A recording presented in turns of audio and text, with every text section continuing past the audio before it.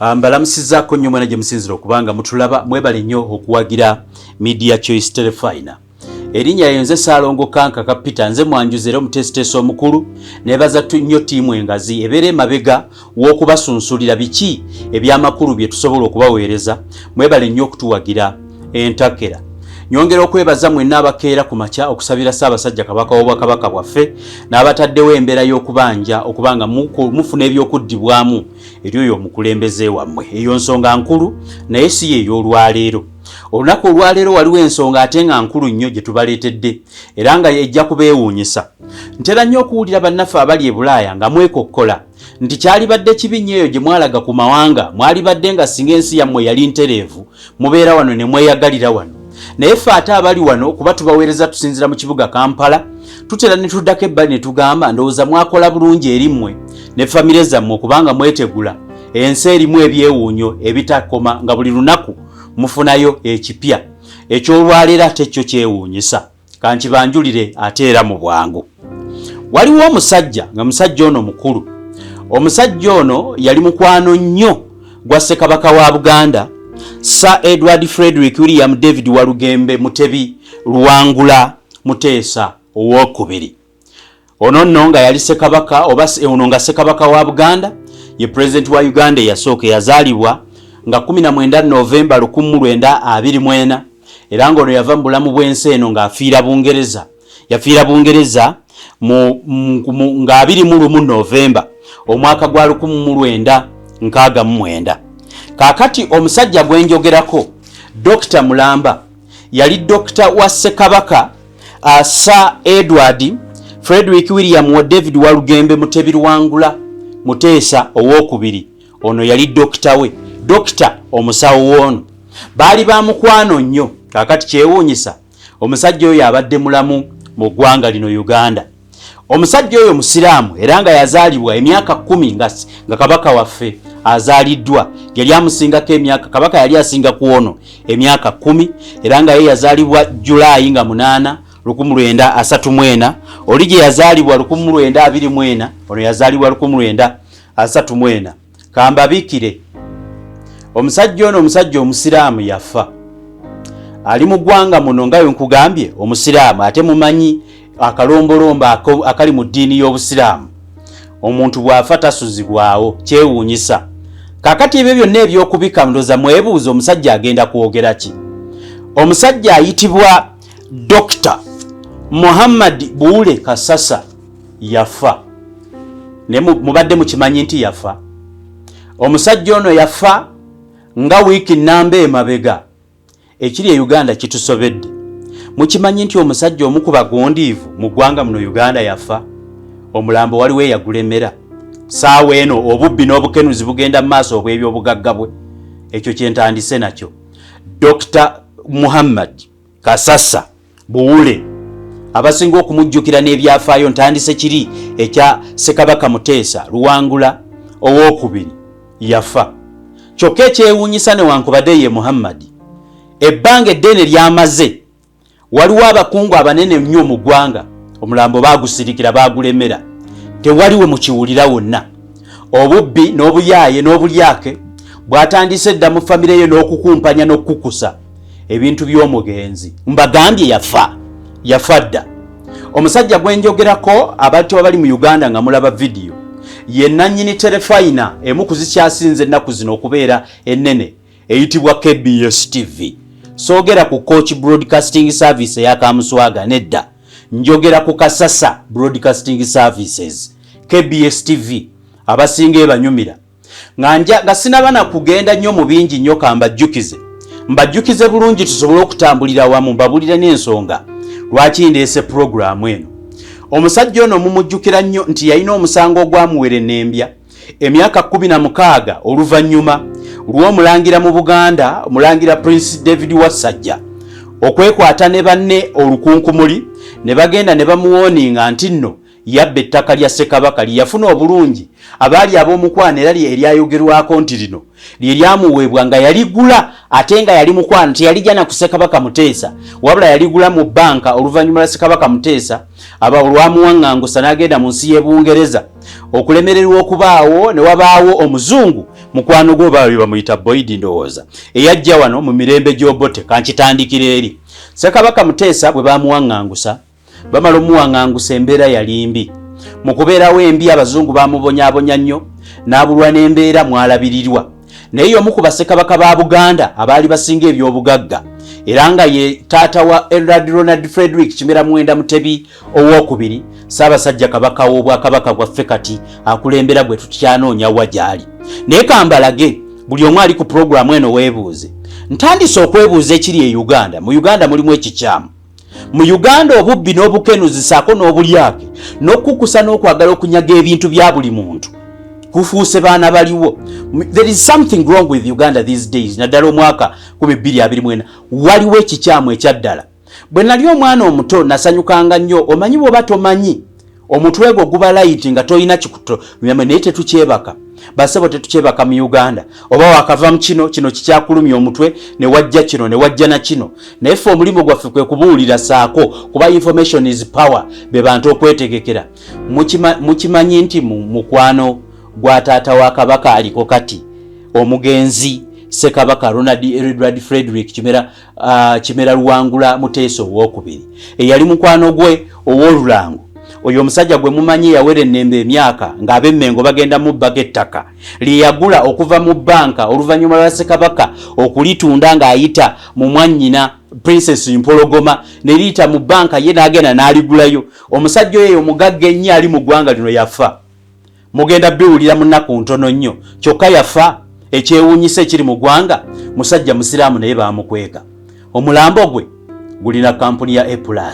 etambula nagwo yeezunga nagwo mukiwulidde omanyi wano mu Uganda waliwo enkola ng'omuntu bw'ayogera ekintu mbw abantu abalala kye bataagadde bamutwala mu kkooti ebigambo bino byenjogera mujja biwulira mu kaseera katono okitegedde lwali lwa Saturday ndowooza wakati nga tewanayita ssaawa 48 bagenda kuvaayo oluvannyuma lwa pulogulaamu eno balange okufa kwa Muhammad Kasasa Dr. Muhammad Kasasa Buule kyewuunyisa obubbi obukenuzi buli mu nsi eno to the extent nti ssaawa eno omuntu gwenjogerako omu ku basajja abakadde abadde bakyasinza obugagga mu ggwanga lino ate nga musajja Muganda eyalinga omu ku mikwano gya taata wa Kabaka aliko kati yafadda naye abasajja bamulemedde era nze ng'ababuulire ebigambo bino nno kambabuulire nze omanyi ndi mwanjuzi nyina ttiimu enoonyereza sijja kintu mu bbanga nga nyina akasenge wentudde nentandika okukyogerako kakati ssaawa eno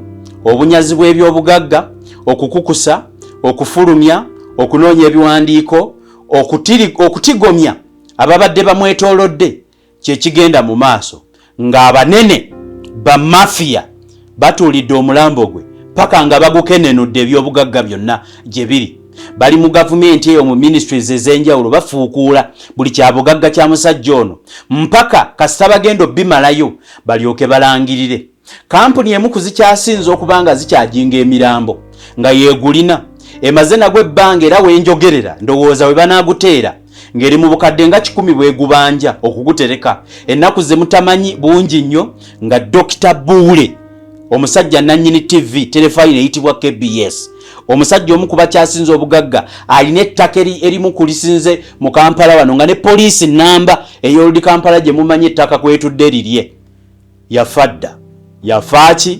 kyekyamutta amaaso gateeke ku pulogulaamu eno kambabuulire mu ggwanga lino mulimu ebintu ebikolebwa ebyewuunyisa kambabuulire nja kubabuulirako ebitonotono ku musajja ono mutegeere lwaki mukozeeko pulogulaamu eno namutaayiika era nga woowulirira bino omusajja gwenjogerako omugenzi Mukama Katonda amuwumuze mirembe lwaki nkoze pulogulaamu eno nga mwogerako ekinzikizizaayo omusajja ono Dr. Kasasa ffe ng'abantu abali mu media y'omu ku basajja ababadde innovative abateekawo terefayina esobodde okuwa abantu emirimu ng'oggyeko okusika omuguwa omukadde ono yali mukwano nnyo gwa Ssekabaka Muteesa nga bwe mbagambye era ono y'omu ku basajja abaali abasawo be abaamubeezawo Ssekabaka oyo mu bujjanjabi obw'ekizungu kuba we yasomera ate bwe yamala ne yeegatta ne Ssekabaka abadde alina emmotoka ye gy'agamba mwe baatambuliranga nga banyumya emboozi era nze mmanyi weeri mbadde ntera okujjawo n'ensaagasaaga n'abaliwo nti dokita lwaki emmotoka eno tagimpa n'engitwala n'engiddaabiriza nga bwe baddaabiriza Rolls Royce ya mukamaawe yali kika kya Mercedes Benz ziri ezedda musajja mugagga nnyo nti saawa eno waafiiridde ng'asukka mu myaka 95 yasukka mu myaka 95 badde kyemanyi abadde ayingira emyaka nga 96 bwe mba sisobezza famire enaayogera kati saawa eno ekimukolebwako kwe kukukusa okubba n'okubuzaawo ebintu bye ng'omulambo kampuni emu eziika abantu wano egulemedde yakutuka dda nnyo musajja musiraamu n'amateeka baagamenya olw'obubbi obugenda maaso omulambo bagutuulidde bagufuukuuza mpaka nga buli kimu bakinyaze bakifulumiza omulambo gulyoke gufulume ono omukwano omungi gwalina ne Ssekabaka Muteesa gwatuusa okubeera nga munne bwe yamuva ku maaso n'afuuka Ssekabaka ate oluvannyuma ab'Emmengo nga bakulirwa ndowooza mwabiwulira bino si byamankwetu omulangira wa Ssajja nga bagenda okumuggyako emu ku square mile ye gy'alina gye yalina eyamutuusa mu makooti agaasuuka 10 naye oluvannyuma yamala n'awangula omusango kino kyogerwa nti ono y'omu ku basajja abaali basinga okumanya ebyobugagga bya Ssekabaka Muteesa gye byali nga ku bitonotono ebyali bimanyiddwako Ssekabaka Muteesa Luwangula owookubiri yali musajja Sir Edward Luwangula Muteesa owookubiri yali musajja mugagga nnyo ng'ezimu ku estate ze ezirumirizibwa nti Dr. Kasasa ono yali azimanyiiko kwaliko square mile emu yali emutungo yamutuusa okutuuka mu kooti ng'eyo yagibwamu ssente oluvannyuma lwa Ssekabaka bwe yawaŋŋangusibwa n'abulwa ssente z'obuyambi n'ateeka powers of attorney omuyembe gw'Obote 1966 crisis bwe yamuwaŋŋangusa Obote bwe yakozesa Amin n'alumba olubiri ne baluyiwa waliwo omusajja omukulu mu ggwanga no gwe bagambe yali advisor ku military council yalumba olubiri ndowooza ebyo mubimanyi bulungi history eyo kakati bwe yamaliriza n'awaŋŋangusibwa bwe yatuuka eyo n'abulwa naye omusajja oyo yali musajja mugagga Kabaka waffe yali musajja mugagga yalina square mile namba ku mutungo eyo ate oluvannyuma eyatundibwa n'etwalibwa mu banka Kasasa agifuna mulundi gwakusatu kubanga Kasasa yali musajja mugagga kuva dda Amini bw'amala ogoba wano abayindi wa creating house cast y'eddagala Kasasa oyo yalina pharmacy ng'eri bagamba yali Kabaale n'agulawo pharmacy emu ku Kampala Road ezimu kuzasinga okubeera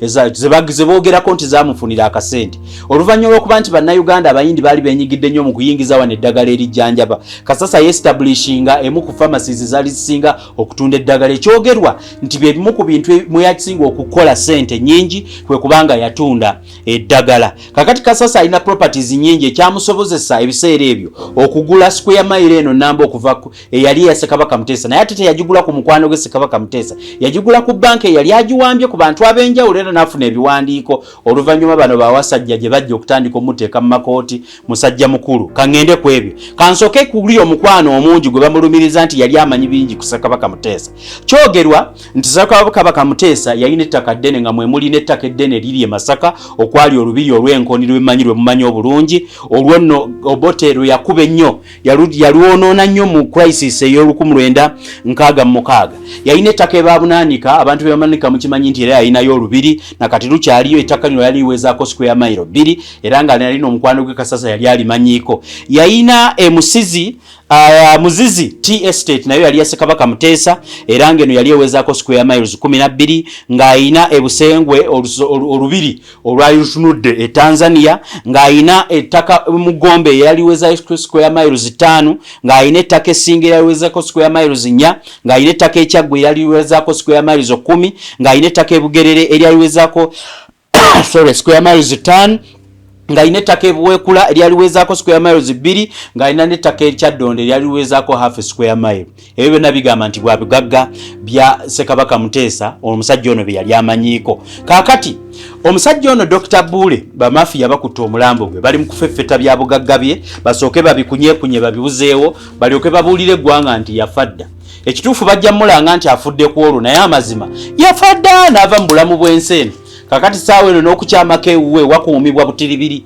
ng'abantu bwe bafuukuuza ebyobugagga bwe mpaka kubifulumya bwe banaaba bimazeewo ate oluvannyuma balyoke babagambe nti omusajja yakola ki yafadda kyogerwa nti omusajja ono afudde Dr. Kasasa essaawa eno ebintu ebikukusibwa abadde abanja gavumenti sente nnyingi nnyo kamba buuse neyo poliisi gye mulaba ey'Old Kampala ettaka lyetuddeko lya Dr. Kasasa bwe kyogerwa bwe kityo musajja abadde mugagga nnyo kakati okusirika n'okusirikira saawa eno omulambo gwe ekigenda mu maaso buli omu alina okukyewuunya simanyi kyagudde Buganda na Uganda yonna awamu muwulira ebintu ebikolebwa nga tebikolebwangako mu nsi muno simanyi basiraamu oba temwakitegeddeko nti musiraamu munnammwe Muhammadi yafudde bwafa bamulemedde etteeka ly'obusiraamu simanyi oba ku bagagga terikola bamulemedde ate ali mu ggwanga lino omulambo bagusirikira bagulina bwe bafeffeta ebyobugagga we bana abategeereza nti mugende mu musaalire bujja kuba kawungeezi babategeeze kawungeezi bukeere ku makya bagambe tasukka ssaawa 8 naye ng'ebyobugagga abalina okubivaako ssaawa eno bali mu kubifuukuuza ono y'omu ku basajja abadde bakyasinza okubanja gavumenti ng'omu abadde abanja gavumenti sente nnyingi mu properties ze era mwamuwulira awo emabega mu butambi obw'enjawulo bwe yeemulugunya nti waliwo abantu abamuteesa emikono lwa mpaka nga bamafiya bava mu gavumenti bamuteesaako emikono ku cheeke ez'enjawulo ng'ezo bazisayininga nga tebamuwaako nti olunaku lumu bamuteesa ne ku cheeke ya $185,000 n'omusobyo 180 okwambuka waggulu n'abasabako ku bintu ebibye property yiye n'abasabako at least $6,000,000 aziweereza omwana we e Bulaaya kubanga omusajja ono yalina akasente yasomesa abaana be n'abasomesa bulungi n'abasomesa Bulaaya era ebyafaayo mujja kubiwulira nti olunaku lumu abamafiya abali mu gavumenti bamukaka nga bamutiisatiisa mu mbeera ya kumutiisatiisa obulamu bwe nga buli mu matigga ne bamugamba teeka wano omukono omusajja oyo gwe mulaba ku ttaka eryo eryogerwako eryali limukaayanye yamala omusango n'aguwangula guno nno nga gwali guwaabiddwa okwekuli kabaka Ronald Frederick Kimera Mwenda Mutebi naye okusinga bano baganda ba kabaka naddala David Wasajja abamuloopa omusango nti teguyita mu balamuzi abasukka 8 ku mulamuzi ow'omwenda sente nga zimuwedde nako bamuliddeko sente nnyingi n'agusala nti agusinze kyogerwa nti gavumenti yali yagala okugula ettaka lino lyaliko $23 nti ettaka lino erigule kuba lyaliko abantu biliyoni zeza 23 bw'osinga watuulako nga Dr. Kasasa tanava mu bulamu bw'ensi eno n'akunyumiza ekyaliwo ku biliyoni eza 23 gavumenti ze yagamba okusasula ettaka weewunya ekiri mu nsi eno omusajja yatuuka n'okulwala ne bamuprescribinga kubanga abadde mulwadde wa kansa ne batuuka okugamba bamutwale e India ajjanjabibwe nga talina yadde 10 omusajja omugagga omuzibu nga talina yadde nusu 10 ekisobola omutwala e Bulaaya ajjanjabibwe kyewuunyisa kyogerwa nti n'ekitongole ekimu ekya UNRA kyali kyagala okuyita mu ttaka nga kikolawo oluguudo mu ttaka lye mwennyini nga kirina okuteeka biliyoni ze zaali zisukka mu 6 ku akawunti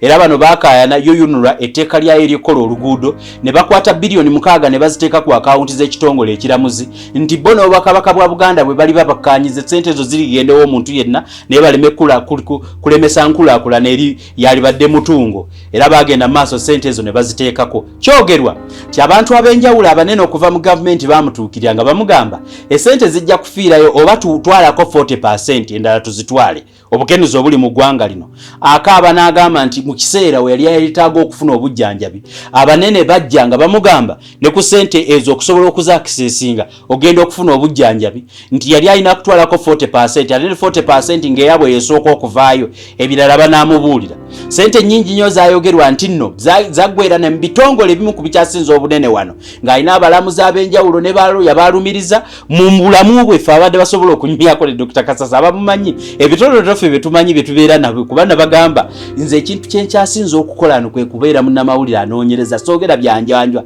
ebiseera ebisinga nekyesinako bujulizi nkugamba kigambibwa ekyo mba nakiwulira mu muntu nga saakyewulirira kuva direct mu muntu naye kakati mbagamba omusajja n'atuuka okufa as a pauper n'atuuka okufa as omuntu atalina kyali bwe mulaba mu myaka gy'obukadde gy'abaddeko ti olw'okuba bamafiya mu gavumenti ne sente z'abadde abanja gavumenti bamugamba ayina obbawaako ayina okusooka n'abawaako ekitundu okusobola okuzikwatako kyewuunyisa gwe njogerako Dr. Muhammad Bule Kasasa yafa dda asuka ne muwiki kati nga yafa bagenda kubalimba nga bamaze okulaba video eno kubanze mbabuulidde omusajja yafa dda bagenda mubika mu nnaku bagambe mujje muziike omusiraamu kumbe we bagenda omuziikira nga ne TV nze naliwo omanyi ebimu ebintu kambabuulire ebintu bingi nnyo bibadde mu ggwanga lino abantu tebabyogera mu butamanya nze nali nkola wa omugenzi Augustine Pastor Iga Katonda muwe kiwumula ekyemirembe omusajja n'afa. Pastor Igoyo yafa ndoza bamubabulira wayiseewo wiiki nga yafa dda nnyo. Naye nga mumanyi ekiriwo zenkayana mpaka kati omwana ezamutwalako TV. Mujjukire yasembayo okubeera mu TV eyo. Abantu abalina wano ekintu kyonna kye beekoleredde bamafiya abali mu gavumenti basinziira ne ku bulamu, babba omulamu ne babba n'omulambo. Omuntu kasita ava mu bulamu bw'ensi eno n'aleka abaana, gwe oba akola ebintu bikufuukira omusango, otuuka okufa omulambo ne gulemera ku nsi, ng'ekigulemezzaako bantu abeegwanyiza ebibyo bye bataakolerera. Baba atula ne batula mu woofiisi beekwata ne batandika okukolera ku mulambo obwa bulooka nga bafulumya kino na kiri mpaka ku nsi kuno nga babimaze bikumalako. Omwana yenna naye nze ewa kitange mubeerangayo ne muddaame ne bw'ataliŋŋamba nti kanga kampadde kino nze mbalayirira mbalabangayo, nze mbabuulira. Nze muntu ow'enjawulo asobodde okunoonyereza ebintu ebyo eby'enjawulo newankubadde nga ffe situlya bya bugagga byenkanawo naye n'akatono alirinyira mange mu nju yange alimbuulira. Kati kambalage. Naliwa Pastor Igeyo omusajja n'alwala obulwadde bumumanyi obulungi nti yakwatibwa n'atwalibwa mu kkomera. Yakwatibwa bulungi n'atwalibwa mu kkomera. Ne mpulira omugwagwa, waliwo omugwagwa eyakera ku makya n'akuba mawulire n'agamba mbu kankaka Peter nze nakungunye ddala nkoko bakiyita nkoko ekola etya, nkoko eyonoonera mutunzi. Ddala omusajja n'asinzira mu kasenge Samuel n'agamba mbu kankaka yase Pastor. Really niba naye eggwanga lino bali abaaki bamafiya bamala okukola ekintu ne banoonya gwe bakiyambululirako, ne banoonya omuntu gwe balaba nti ali credible ajja kwogera ekintu ekituufu ne batandika okukuba. Ogenda okufulumya information mu society nga tokyalina credibility, abantu tebakyasobola kukkiriza mu kyoyogera. Abantu bwe bamanya nti mu kifo ekyani alimu ow'amaanyi asobola okukola ekintu tigundi nga batandika okwonoona erinnya lyo. A week before bagenda okutuuka okuyisaawo ekintu nga bakozesezza buno obulenzirezi obutalina nsa mu bintu by'amawulire obwetundatunda buli wamu ne bukuba omuntu olwategeera nti actually nali navaayo dda myezi nga 8 nga ne tipisi kyagikola mu nkola private ebintu byange nga ne pasa yali mukwano gwange nga n'ebizibu ebisembayo okubeera eby'omunda abimbuulira. Wabula baze na sirikale batululira akasajja ne kaveeri ne katula Samuel ne kagamba mbukakaka. Omusajja yali designinga ku TV for almost a year, a whole full year nga nenyivaako dda omusajja we yavira mulamu bw'ensi nti kakaka yakoze ekintu bwekiti ng'ensi yonna yali ekimanyi. The guy made remarks about COVID, government nemukwata nemutwala n'abonaabulira mu kkomera, talina ddagala talina ku bujjanjabi mpaka eventually ne bamuta n'avaayo n'abeera ewaka n'alwala obulwadde ne bumumalawo omusajja n'afa. Mukijjukira bulungi fana ne tulumwa fa bali bakyasinza okwagala omusajja oyo naye akasajja ne kavaayo because they want to kill. Baagala okutta credibility yo lokuba bakimanyi nti kankaka anoonyereza n'abuulira abantu ekituufu. Kati ne baagala bakusiiga ettoomi nga bakozesa obuntu ekyewuunyisa abatonotono ab'emitwe eminafu saawa eyo ekintu ne bakikkiriza naye mmwe sibanenya kubanga nammwe muwulira ebintu abatasula nange mugenda kumpolereza mutya. Ekyo si kibanenyeza. Time tells the facts. Katonda yatuwa obudde nze gakaka sikyanyiiga kubanga obudde bumpa time okubeera nga time ejja kunnyamba ennyinnyonnyolere kibanaye kino kyaliwo ekire kino kyaliwo ekire. Abantu ne bakuddako ne bakuma kubanga bakimanyi naye right now I'm telling you ebintu ebisinga wano mu ggwanga engeri gye ndi munnamawulire omunoonyereza. Actually ntuula wange we binsanga bande bagamba jangu wetegereza ensonga eno engeri gye siri muli wa ssente engeri gye sikwata ku kintu kye bayita bujazi kyovola banze ngenda nendeetera abantu facts. Kakati I'm here telling you Dr. Kasasa yafa omusajja omusiraamu yafa bali mukokusa bintu bye babifulumya. Omusajja mukwano gwa kabaka nga newankubaddenga bafunamu obumulumulu n'obutakkanya ne Ssaabasajja kabaka w'obwakabaka bwa Buganda bamala ne babusettling omusajja n'asaba n'okugenda okulaba kabaka they settle issues. Ekizimbe ekyo ekinene ekimulaba baali baagala okumubbako bayagala n'okumubbako ekizimbe awo waggulu.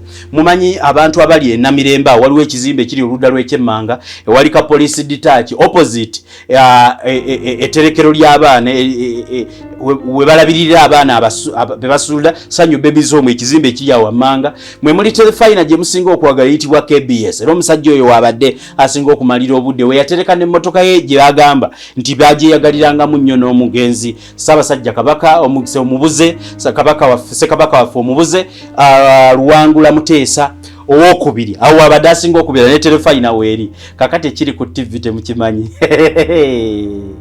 obubbi buli mu ggwanga lino. eggwanga lyaffe terigenda kukulaakulana ng'abantu abasinga okufuna ssente abanyazi abakoze buli kimu abazimbye buli kimu ng'abaana basomera Bulaaya nga muddira abantu abatono n'abasobodde okwekolera ssente n'akatono ke balina ne mukababbako. Nakiraba ku Pastor Iga n'abamuli okumpi nga beefuula mikwano gye bwe bamala ne beerangirira nti balina emigabo mu TV ne batandika ogikaanira ne bakuba omwana omuto mpaka bwe bamusuuza TV. Imagine kati tugenda fenga Uganda tugenda celebrating nga tutya abantu abato nga mbutuufu abamafiya abakutte ebifo mu gavumenti muno mwe mukulembera mazima ddane mubuza n'omulambo wiiki namba nga mugulina munoonya bya bugagga. Oyo omusajja abadde abanja gavumenti sente nnyingi nnyo. Gavumenti abantu baatuuka n'omutwala mu bukiiko mubuuza ebibuuzo ebiriverani believable omusajja ow'emyaka egyo n'atandika okulayira n'alayira ne mumuyita omulyake ne mumukola ki kati yakola ka TV ke n'ebibadde mu TV temubimanyi.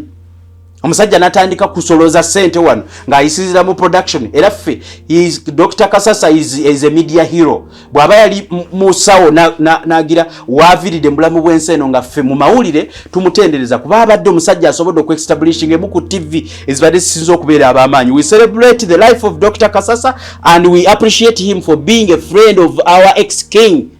Ate era omusajja asobodde okwekolerera kakati ekiri mu ggwanga lino ekyewuunyisa mwe mbabuulidde abali eyo mu kitegeere kale munnange n'okola ebintu byo oli Bulaaya obonaabona oyoola muzira n'okola ebintu byo n'ogula wanankataka ne bamala ne bakoona nga kyemulaba ekiri e Uganda saawe ne bakkiriza abantu okuzimba ne bamala ne bakoona. Omusajja n'abeera mukwano gw'omuntu wano mu Uganda ewateri muntu waku appreciatinga n'omulambo baguwamba babulidde n'omulambo baguwamba. Nze I think this country njabawa solution zange zendowooza ku the state of the affairs that is happening in this country. Dr. Kasasa, a prominent Ugandan, a senior citizen, an entrepreneur, asobodde okuteekawo ebintu ebyenjawulo. I want to assure you there is a funeral company. There is a funeral company. Omulambo gwe gulina bulina kwegusoloozaako mpaka lwe bali mulangirira tyafudde ate negende musolozeeko ne sente ez'omukolaki ez'omuziika. All his houses have security right now. Ebintu bifuluma kino bwe kifuluma ne wajjano n'ekira kino bwe kifuluma until they were going to tell the public that abaana be oba oluyo abali Bulaaya simanyi nnyo ebyo sibigenda munyo. I don't want to meddle in family issues. Those are issues to be settled. But I'm talking about one of the greatest guys of this country who we appreciate as people in the media fraternity who created jobs for our own fellows, for comrades in the industry. Tumu appreciating Dr. Kasasa n'ekintu kyabadde ataddewo saako n'omusajja omu ku bagundivu ayitibwa Uncle Solomon. Omusajja oyo baadde bakoze TV eyo ng'etuyambye. Naye kati kambabuulire, of what importance is it for the mafias to confiscate a dead person to make sure you steal from the dead? Wano mu Uganda kati n'omufu tasobola kwebaka mirembe kubanga n'omufu abeera ne a lot of issues to answer olumala okufa. Kakati buli muntu yenna simanya mbadde mubanja simanya kati bo babitegeera dda bakera ku makyanze mubanja bweziti except abakozi waliwo abadde ne dates ezimanyiddwa nti running wa companies, for example KBS Elevator tosobola ganti ate kino oba kino kubanga bo badde bakozi abakola mu institution gye bamanyi obulungi eyingiza ate efulumyanga n'ebirango bimanyiddwa. But could you carry seriously ani ataddewo ekiragiro ekyo? If it is coming from the family, we really doubt whether that is how a Muganda family should behave. Kandowooze nti n'abamafia sibe bakikoze ndowooze nti kivudde mu family. How dare you seriously keep somebody etali Bulaaya nti yalemereddwa kuyingira ggwanga, omulambo ogutalemereddwa nti no gwalemereddwa okuyingira ensi kyewuunyisa abantu seriously kambabuulire bagulemedde bali nagwo bagulemedde bafulumya kintu. I think somewhere before 48 hours you're going to hear that this guy is dead. Long time dead. But abantu bali mu kufulumya bintu bye. Buli kimu kigenda. Dr. Kasasa y'omu ku basajja ng'ogyeko ettaka eryo ly'alinako gundi abadde alina estates nnyingi ezoogerwako mu mannya ge naye ng'ekisinga kye mwamusinga omumanyako ye mutunga eyo. Ndowooza mbalageko katono ku byali ku Dr. Kasasa ebiseera ebyo nga bwe yawangula n'omusango nga bwe mbibalaga. Kansooke mbalageko awo ndowooza n'ekifaananyi mu kisike bulungi tulyoke tweyongereyo. Okay. Natandise n'ekigambo nga mbagamba ndowooza abatali mu ggwanga lino oluusi mwesune ku ttama. N'ekirala omuntu nga tamanyi ndowooza yekuumire mu butamanya yeenywere mwenge gwe kubanga gy'oyongera okumanya gy'okoma okuwulira ennyiike n'ennaku ddala naye bamafiya bali mu ggwanga lino mwongeremu ate obusaasizi ddala mugenda kulaga ennaku nti olw'okuba Dr. Kasasa yafudde oluvannyuma nga mulemedde omulambo muli mu kufulumya bintu bye. What is happening to this country? A country where someone builds a house really, omuntu n'azimba ennyumba ng'amaze kusasula nguzi nga babulooka bamuliddeko ssente ne mumukubira ekyapa ne mumuwa ekyapa. That will be a whole full program nga tuyita mu bantu n'amaziga gaabwe be bamenyedde amayumba ne mumala ne mugamba nti bazimba mu ntobazi. Yes, buli omu akkiriza nti obutonde bw'ensi busobola okwonoonebwa nga n'ensi eyonooneka. Is it the high time? Naye n'ekisiga okusesa such appointments the appointments made yokola ebintu ebyo nga bikozesebwa abantu against their own people in the same area. Tosanga yogoni kakati nalaba Professor Gilbert Bukenya bamu omulimo gw'okubeera advisor wa president. He's now flying everywhere going demolishing people's houses intiba bazimba mu ntobazi. He's on the right course doing a wrong thing. He's on the right course doing a wrong thing in a wrong time. On the right course. Fena twalikkiriza nti entobazi kyali badde kibi okuzizimbamu. But what happened? Lwaki temusooka ne musiba abantu abawa licenses n'abantu abo okuzimbamu? Because I think majority of the entobazi ezizimbiddwamu abazizimbyemu actually bamusiga nsimbi. Abayiwa amataka ago basooka kufuna nguzi ze bawa abo bennyini people RDCs. I think that's why Museveni appointed other deputies of RDC, second deputy of Simanya assistant RDC owokubiri n'abalala babiri RDC n'abeerawo. Things that are concerning Iran mujja wa pulani abantu abo bajjawo ebyapa ne bagenda ku ttaka ne basala poloti ne bazimba ne mubayitako gye musula ne omuntu n'akuba amataffaali ge mukazi mukadde tamanyi bayiwawo ettaka ne batuuka okukazaawo agenza akoze akasente ke mu wina azimba ennyumba bukadde 5 bukadde 10 bukadde 2. Eventually someone demolishes someone's land. Indeed enensi kambabuuze mmwe basajja mmwe. Let me ask you a question. Mukama Katonda bwe yayawula olukalu ku nnyanja ekyapa yakiwaani. There is a way you behave as if muina land title. Katonda bwe yamala yagibawa. Eventually these things are done. Why don't you amateka galiwo olusi kugobererwa na kumi. But there must be strict issues abantu bagambe ngedda fe bwe twaberanga e Masaka. I normally refer to where I came from. Bwe twaberanga e Masaka ewaffe twaberangayo n'ekibira gye twagendanga okusenya enku. Mu kibira ekyo gye twasenya enku twaberangawo emiti nga gikubeko obupande nga bulinga number plate nga buliko nti forest reserve. Ngera muntu akimanyi ng'ogyeko enku totemayo omuti okujjako okugenda nojja amatabi amakalu nojja n'ogenda n'olonda enku twazijjanga mu kibira kwa amatabi amakalu nga tugenda okusenya enku. Buli omu najja n'olusekese lw'enku, but everyone was aware it is a forest reserve. Ngera bw'ogenda ekisolo ne kikulya government tevunaanibwa. Eventually the government of Uganda declared those places nti nno ebira bisalibwe biweebwa abantu kuliiza era abantu ne babiriizinga ne batandika obisima. But the rule was yes newankubadde mugyewo forest reserve naye osimbawo miti nga tosobola kuzimbawo nyumba okujjako okusimbawo emiti. Commercial trees abantu basobola okuganyulwa mu ttaka eddene eryaliko ettaka lya government forest reserves.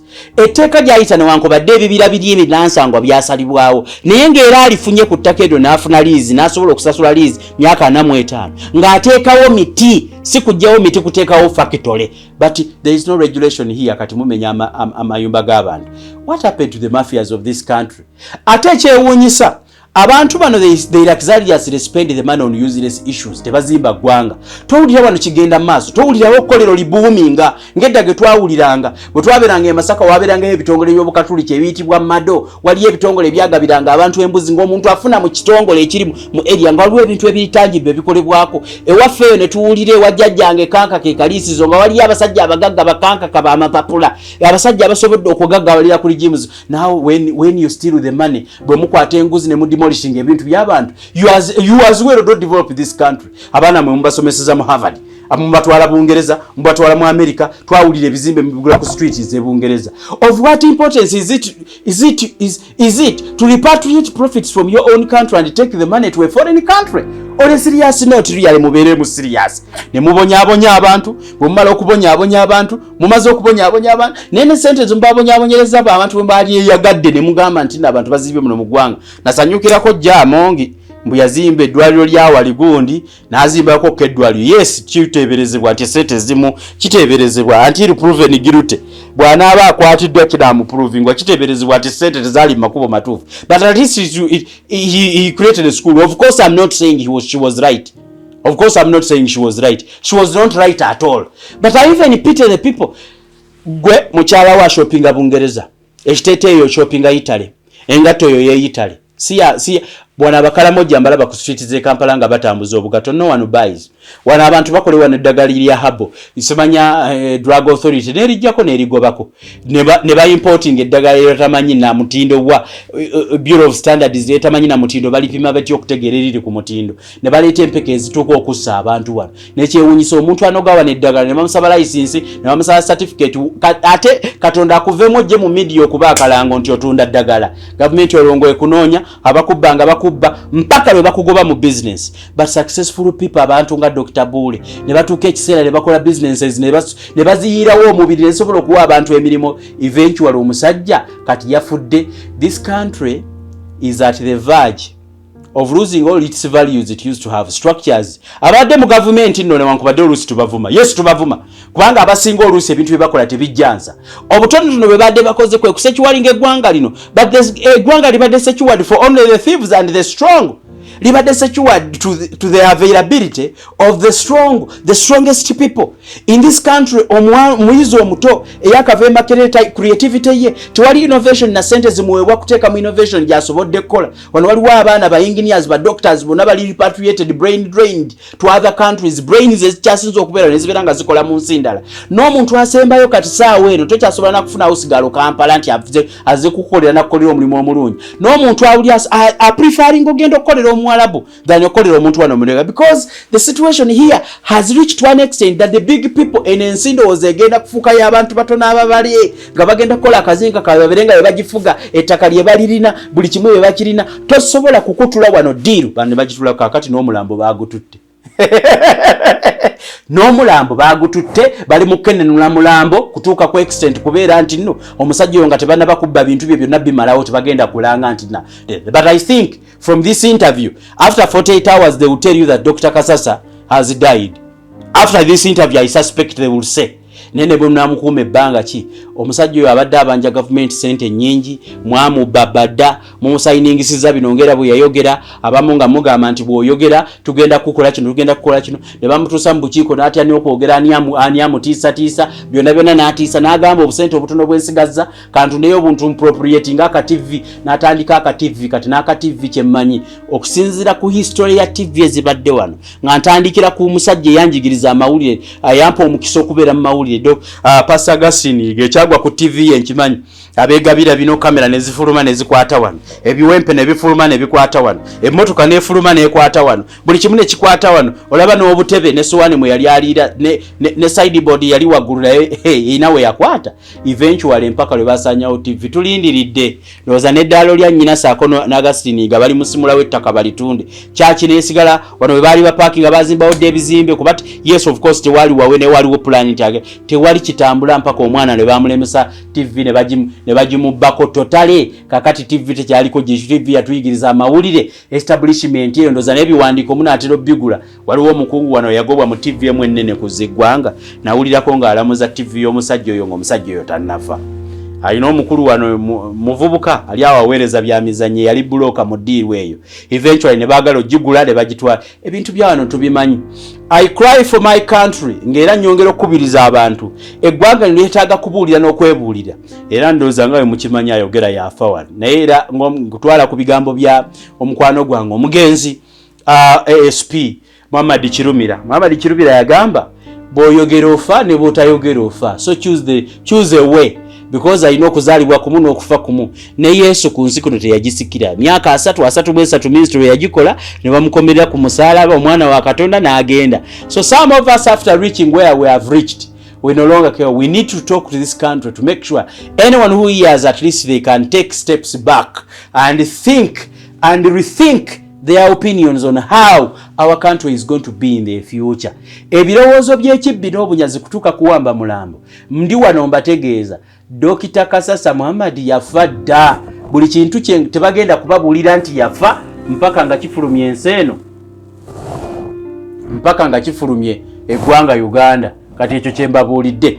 N'olwekyo nkaabira eggwanga lyange era nga nkaabira entegeera eri mu bantu b'omulembe gwaffe naye mbakubiriza we are on the strategy to change the mindset of people in our own country kubanga fabamu we tutuuse n'emigongo gitukutuze tikyasobola kukola Bulaaya abamu ebintu ne ideas zituliddwa mu ggwanga ne zitusobola okukolera eggwanga tetuweereddwa mukisa. But the only thing we can do is to change the mindset of the generation between 18 and 45 to 50 to 65 years. Abantu abakyasobola okuwanira eggwanga lino in an advisory role, in providing labor to our country, in creativity and innovation on the speed ensi kwetambulira. The first thing that we must do is to provide mind change, and information is important when you want to provide a mind change. That's why buli topic egwano mu Uganda twefuula abagimanyi ne tugibabuulira n'okubawa information to be empowered. Musobole gwe kakati olaba Kasase yalina ebyobugagga ng'anamu yali mukwano gwa Kabaka, amala okuyamba Kabaka n'okujjanjaba Kabaka n'okumubeererawo n'okubeera mukwano gwe, ate abaana ba Kabaka ne bajja ne bamuddako ne bamuligita mu kooti myaka 5 myaka 10 myaka almost 15 ng'omusajja ayiriba mpaka eventually ate era ne bajulira oluvannyuma nga baagala ki, baagala ttaka eriri basomedde estate zone za Ssekabaka tezabamalira bajja kumubbako lino. Eventually kakati afudde omusajja omusiraamu wiki ewoze namba omusajja yafadda yakutuka dda buli kimu bali mu kukifulumya bakitwala. Nsi ekyeno mwe tuli kuli bagugwo obutawuliriza bye nkugamba, kuli bagugwo obutaba kwegatta ku ggwanga eno dikyusa, ate okukyusa eggwanga tekitegeeza nti genda olyonoone bwonoone lukumeka ebipiira. Eyo si strategy ennungi.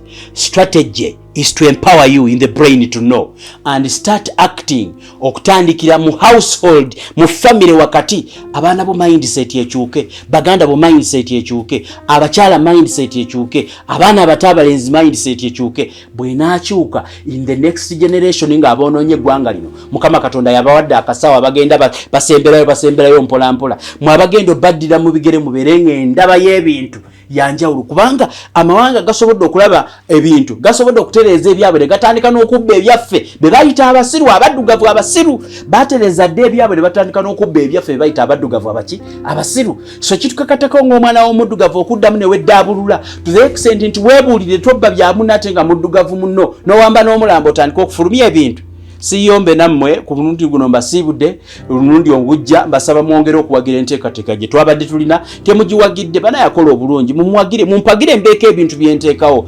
Buli kintu kyendeeta ebiseera ebisiga temumpagira, naye nteekawo effort ate siggwamu maanyi kubanga abatonotono muvaawo. Osobola okuyisa obubaka ku 0782057604 0782 bangambye essimu ngisoma nnyo 07820505 musanvu mukaga 04 ya MTN 0702 kinana mwemu 59 oddemu 59 ziri 2 59 0702815959 ya WhatsApp. Onterako obubaka ne tukubaganya, onterako amawulire n'abasinga ye hotline yaffe mwe mumpeera ebintu ebyenjawulo nga na kino mu ngeri gye nakifunyeemu bwe tutyo. Kati eggwanga ndibuulidde mwongere okuwagira omukutu guno, ate mwongere no tubeererawo naffe okututeekamu n'otusindikamu tusobole okweyongerayo okubaweereza eggwanga lyaffe lisobole okuterera. Ku mulundi guno mbasiibudde n'abalaba omulundi omulala.